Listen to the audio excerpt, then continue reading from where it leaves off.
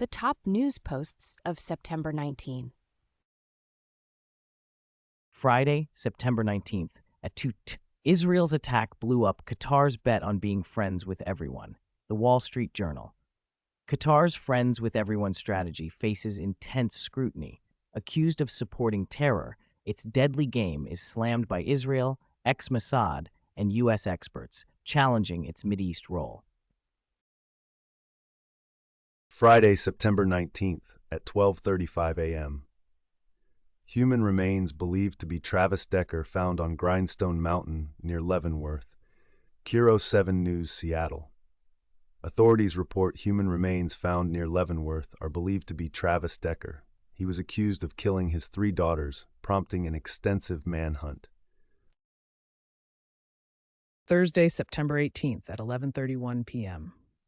Democratic elected officials arrested at ICE facility in New York City, The Washington Post.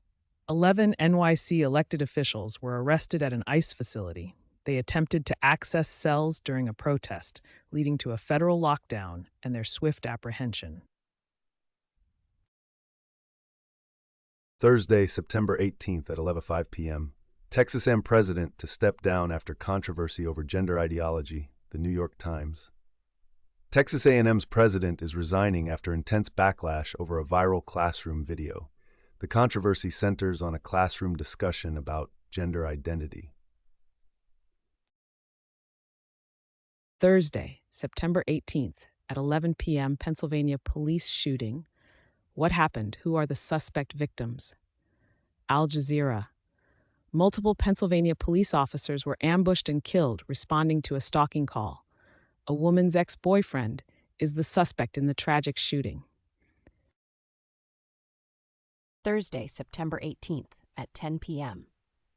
Trump poised to fire US attorney for resisting effort to charge NY AG Letitia James, sources ABC News. Sources indicate Trump officials pushed to charge NYAG Letitia James for mortgage fraud. But federal prosecutors resisted, and the probe into Trump's foe has hit a standstill.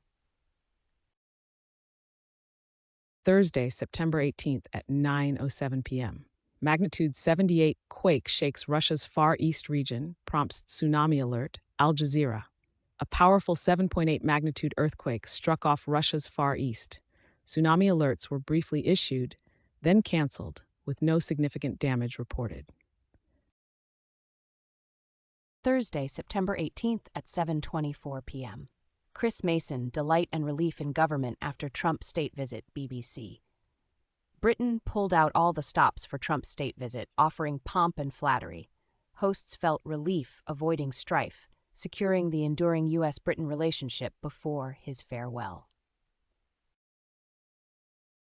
Thursday, September 18th at 6:08 p.m.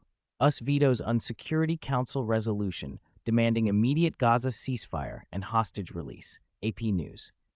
The U.S. again vetoed a UN resolution demanding an immediate Gaza ceasefire and hostage release. This sixth bloc draws accusations of abusing its veto power. Thursday, September 18th at 6:06 p.m. Security will be tight for the Charlie Kirk Memorial at State Farm Stadium, Axios. Charlie Kirk's assassination has sparked tight security for his memorial. Erica Kirk is now TPUSA CEO.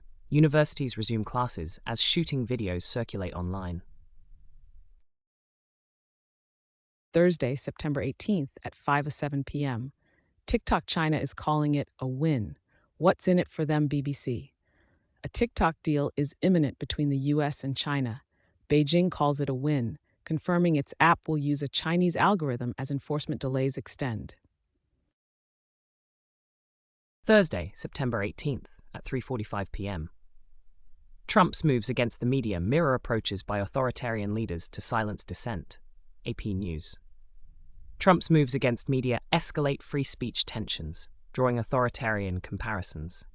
Jimmy Kimmel's controversy sparked protests and strong defense from hosts like Jon Stewart and Stephen Colbert. Thursday, September 18th at 1:42 p.m. Why mortgage rates are actually going up after the Fed cut interest rates, Market Watch. The Fed cut rates, but mortgage rates are still rising, and economic relief isn't immediate. Experts disagree on the outlook, highlighting internal differences and surprising economic prospects. Thursday, September 18th, at 1:04 p.m. Meeting UK's Starmer, Trump says he disagrees with plan to recognise Palestinian state. The Times of Israel. At a UK meeting with Starmer, Trump opposed Palestinian state recognition and military for migration.